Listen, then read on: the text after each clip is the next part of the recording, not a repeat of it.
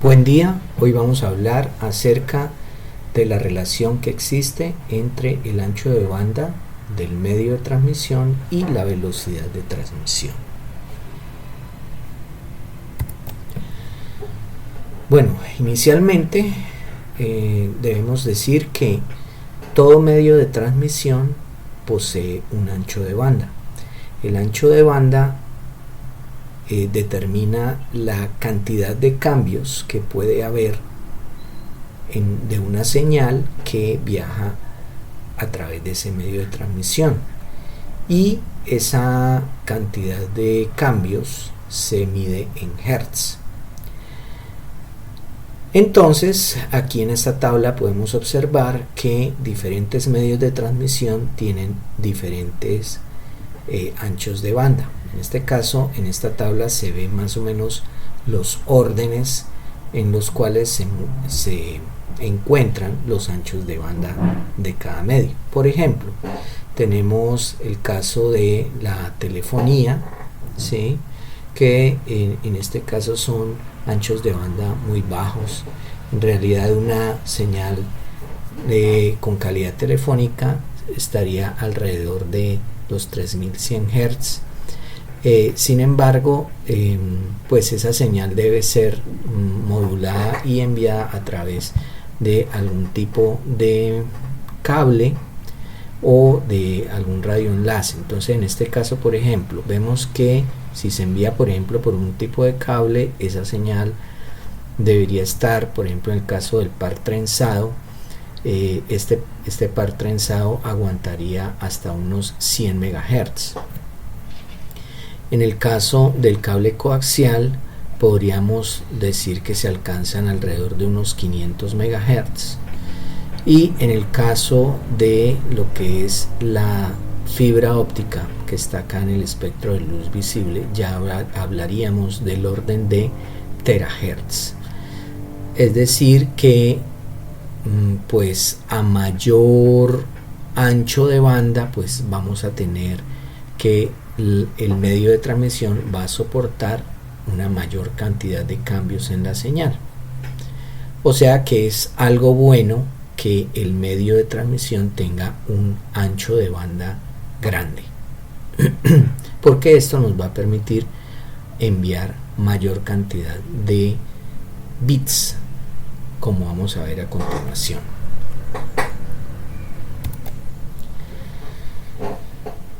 Bien, en este gráfico vemos en el dominio del tiempo vemos un pulso que tiene una duración de t segundos, t mayúscula segundos, y vemos en el dominio de la frecuencia lo que sería digamos, las componentes de frecuencia de ese pulso. Esto es lo que se llama una señal sync. Se considera que el 90% de la energía está concentrada hasta digamos, por debajo de este límite que es de 2pi/t, si este W estuviera dado en radianes. Si estuviera dado pues en hertz, pues sería 1/t. Entonces, este ancho de banda, esto que tenemos aquí, este límite, se considera el ancho de banda necesario para poder transmitir un pulso de t segundos. Entonces, el ancho de banda necesario sería de 1/t, ¿sí?, que es esta relación que tenemos acá, ¿sí?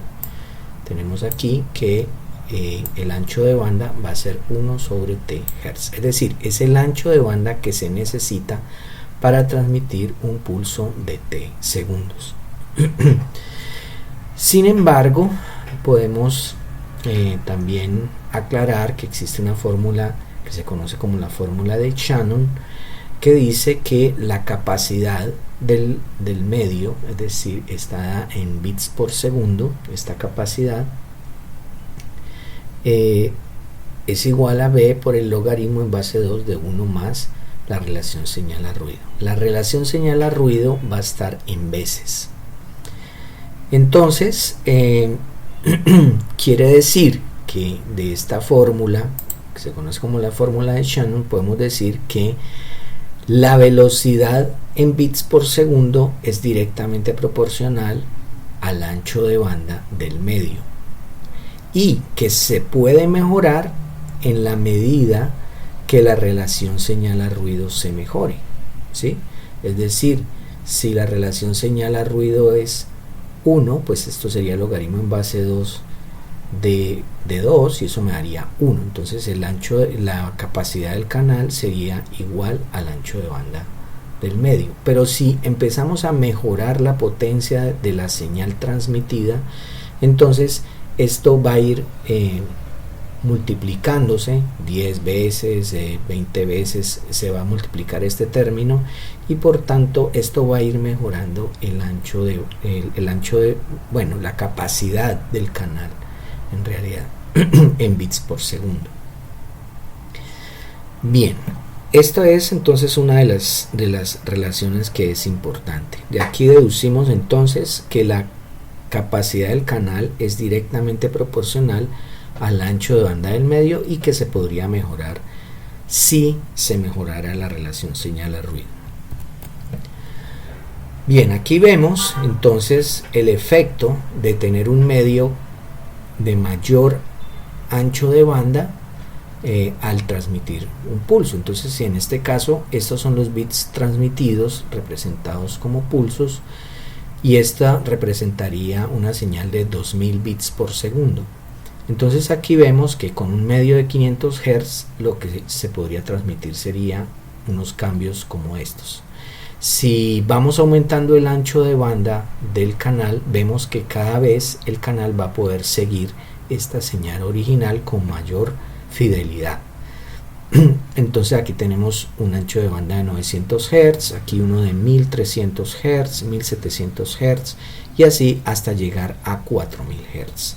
Es decir, pues lo ideal sería, para seguir exactamente las señales, o bueno, con una fidelidad muy buena, pues se necesitaría casi que el doble de el ancho de banda. O sea, el ancho de banda debería ser el doble de la velocidad a la que nosotros queremos transmitir. Bien, ahora vamos a hablar entonces de cómo se relaciona la capacidad del canal con lo que conocemos como la velocidad de modulación. Esto tiene que ver con la manera en que se representan los bits en el medio de transmisión. Es decir, nosotros podemos representar, por ejemplo, un bit como sencillamente un nivel, como vemos aquí en esta señal. Lo que pasa es que esta es una representación en un código que se llama NRZI. Entonces lo que va haciendo es que cuando hay un 1 va invirtiendo, digamos, el nivel. O sea, si estaba en alto, pues lo pasa abajo al siguiente, y así sucesivamente. Acá tenemos otra representación, que sería una representación de una señal también digital, en donde tenemos el código Manchester. Es decir, un 1 representaría en este caso un cambio en la mitad del bit de bajo a alto, ¿sí? Entonces en este caso, si transmitimos varios unos, aquí tendríamos que este cambio de bajo a alto en la mitad del bit me representa un 1, este otro cambio de bajo a alto me representa otro 1, y así sucesivamente. Sin embargo, vemos que en esta segunda manera tenemos que, en realidad, para representar un bit necesitaríamos digamos que dos niveles. En la primera solamente necesitaríamos un nivel. Entonces viene aquí lo que se conoce como el teorema de Nyquist. El teorema de Nyquist me relaciona la capacidad del canal, pero en este caso la relaciona con el ancho de banda del medio, que sería Bhz, y con este logaritmo en base 2 de m, que sería m es el número de niveles o el número de símbolos que tiene una señal, ¿sí? Entonces el logaritmo en base 2 de m me representaría el número de bits, o sea, ese logaritmo en base 2 de m es el número de bits que me representa cada símbolo, ¿sí? Entonces, si por ejemplo m fuera igual a 2 niveles, entonces quiere decir que, como en este caso, entonces tendríamos, o sea, por ejemplo, un nivel para el 1 y otro nivel para el 0, entonces sería el logaritmo en base 2 de 2 me daría 1, ¿sí? O sea que sencillamente la capacidad del canal sería 2 veces el ancho de banda del medio. A este término 2b se lo conoce también como la velocidad de modulación. La velocidad de modulación me mide la cantidad de símbolos por segundo, que también se conoce como baudios. Es decir, C va a ser la velocidad en bits por segundo y 2b va a ser la velocidad de modulación en baudios o símbolos por segundo. Entonces podemos ver que si nosotros pudiésemos tener un mayor número de símbolos, este m sería el número de símbolos, entonces podríamos representar más bits con un solo símbolo. Ahora vemos un ejemplo de ello. Vamos a ver un ejemplo entonces de cómo se relaciona el número de símbolos con la capacidad del canal. Entonces vamos a ver este. Dice, en el siguiente ejemplo se relacionan las formulaciones de Shannon y Nyquist. Supóngase que el espectro de un canal está situado entre 3 MHz y 4 MHz y que la relación señal-ruido es de 24 decibeles. Por tanto, en este caso, B, que sería el ancho de banda del canal, pues si está entre 3 y 4 MHz, quiere decir que el límite inferior es 3 MHz y el límite superior es 4 MHz. Al restarlos vamos a obtener un ancho de banda de 1 MHz. Ese sería ancho de banda del medio en hertz, 1 MHz, o sea 1.000.000 de hertz. Y tenemos que la relación señal-ruido es de 24 decibeles, pero para la fórmula de Nyquist, para la fórmula de Shannon necesitamos cambiar esto a veces. Entonces 24 decibeles va a ser igual a 10 logaritmo en base 10 de la relación señal-ruido en veces.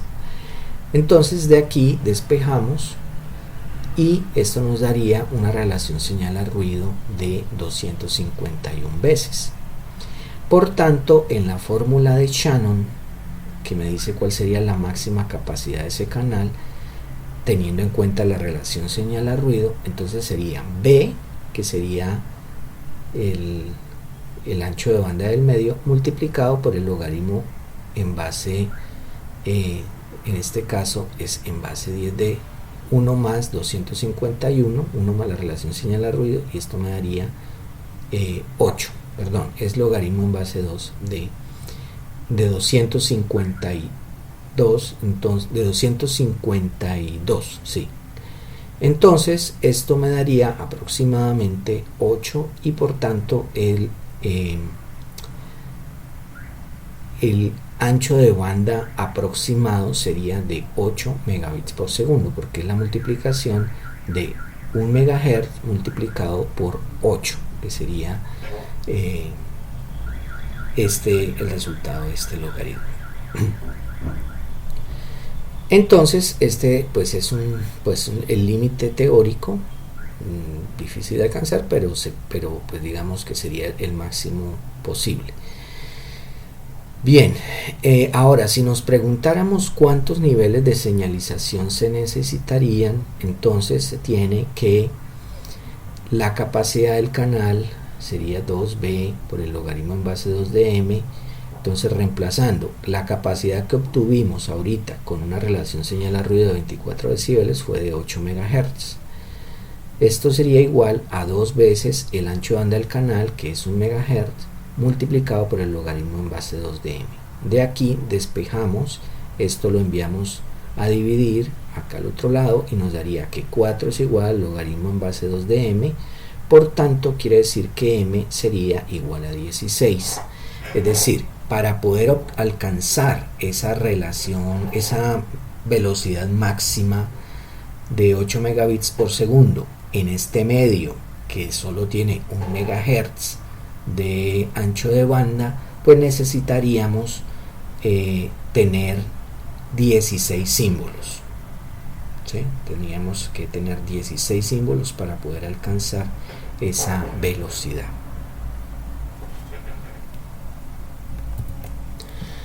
Bueno, y aquí observamos que esos símbolos, en el caso de señales analógicas que representan bits, que es el caso de las modulaciones digitales, entonces tendríamos que, por ejemplo, en el caso de PSK, tendríamos una fase para cada bit, como vemos aquí. Entonces aquí tendríamos dos símbolos, por tanto el logaritmo en base 2 de m sería el logaritmo en base 2 de 2, me daría un bit por símbolo, que sería por lo que habría que multiplicar la velocidad de modulación, como vemos ahorita. Ese sería el logaritmo en base 2 de m. Ahora, por ejemplo, en este caso tendríamos, esto sería QPSK, donde tenemos 4 símbolos, ¿sí? O sea, la misma amplitud, pero diferentes fases. Y en este caso, cada símbolo, ¿qué me representaría? ¿Cuántos bits me representaría? Pues sería logaritmo en base 2 de 4. O sea, eso me da 2. ¿Sí? O sea, que cada símbolo, en este caso, me representaría 2 bits.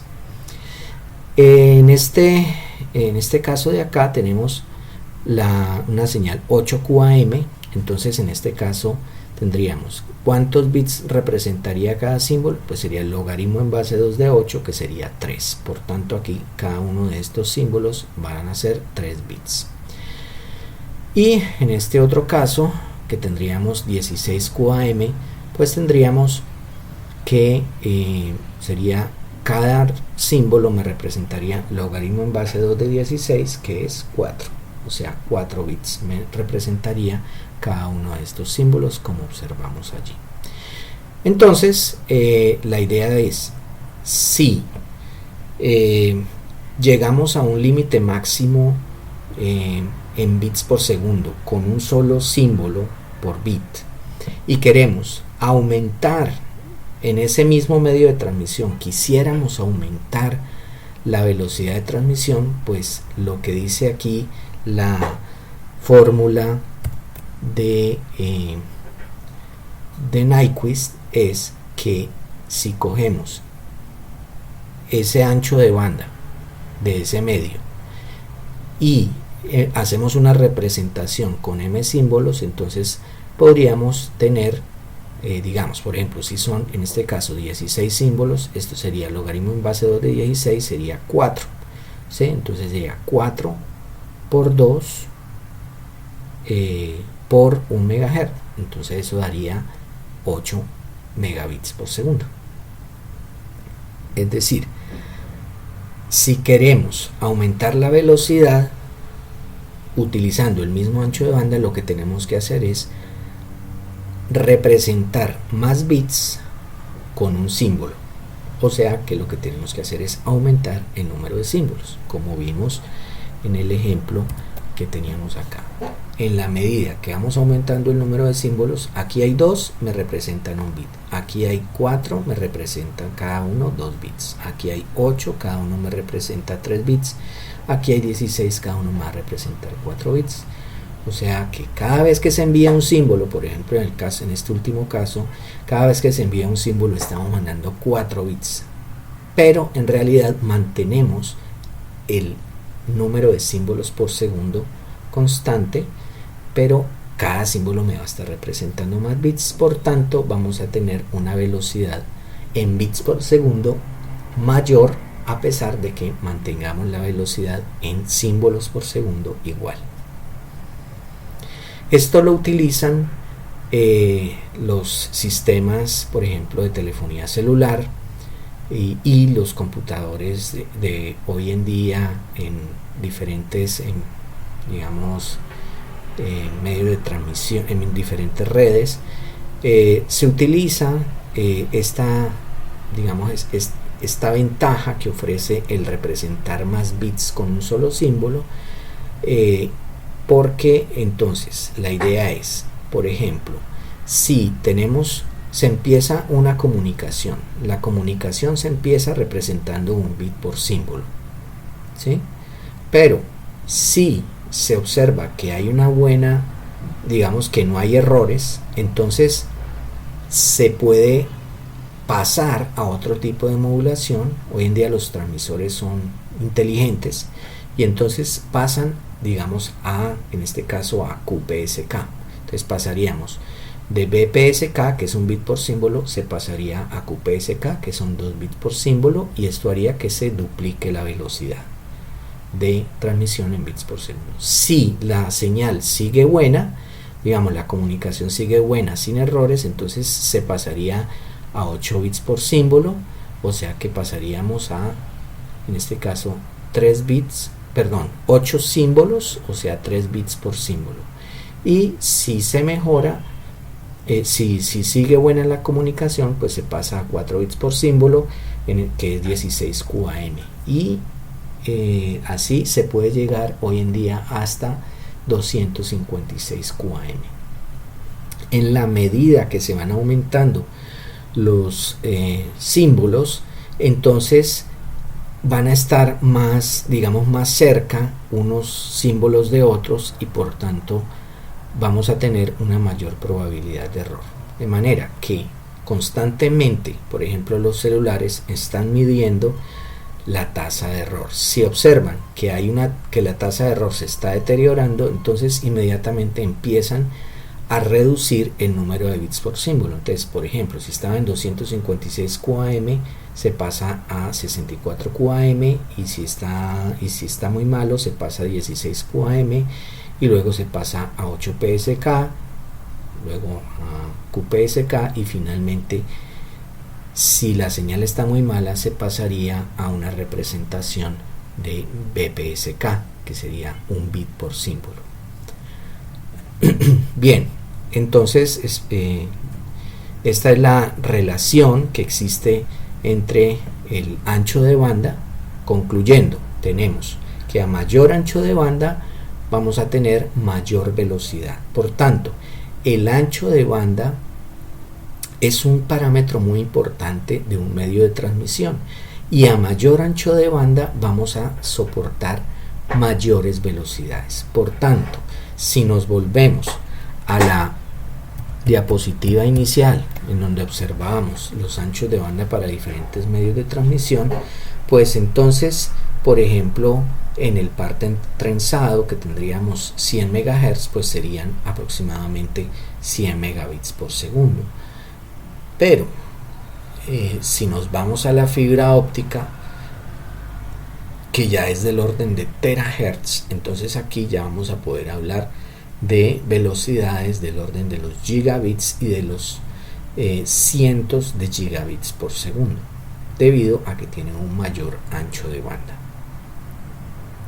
Entonces, lo más deseable cuando vamos a armar una red es pues tratar de utilizar un medio de transmisión que tenga un ancho de banda lo suficientemente bueno como para obtener unas velocidades bastante altas.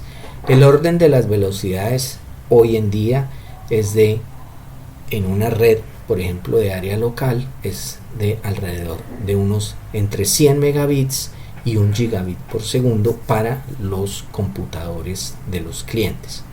Y para las comunicaciones entre switches y routers, pues también ya serían comunicaciones del orden de 10 gigabit por segundo, entre 1 gigabit por segundo y 10 gigabit por segundo, y pues se puede llegar incluso hoy en día a hablar en ciertas circunstancias de 40 gigabit por segundo, 100 gigabits por segundo, utilizando fibra óptica. En el caso de los medios inalámbricos, o sea, en el caso de la atmósfera, entonces se prefiere estar en este rango. Si observamos acá arriba tenemos diferentes rangos, lo que se conoce como frecuencias medias o MF, frecuencias altas o HF, VHF que son frecuencias muy altas, UHF que son frecuencias ultra altas, y lo que a partir de 10 a la 9 Hz, o sea 1 GHz, ya hablamos de lo que se conoce como el rango de las microondas. Este rango es el que se utiliza en comunicaciones de celulares y también en comunicaciones de redes como Wi-Fi. Por ejemplo, Wi-Fi maneja el rango de 2.4 GHz o 5 GHz. Entonces, en este caso, al tener un mayor ancho de banda, pues vamos a tener mayores velocidades. Esa es una de las razones por las cuales se han escogido esos rangos, para tener mayores velocidades, y bueno, también porque al tener mayores frecuencias vamos a tener antenas más pequeñas, y entonces vamos a tener que los dispositivos pueden ser más portables, ¿sí? Como el caso de los celulares y como el caso de las tablets y de los computadores portátiles. Bien, esto ha sido todo por hoy y espero que les haya quedado claro.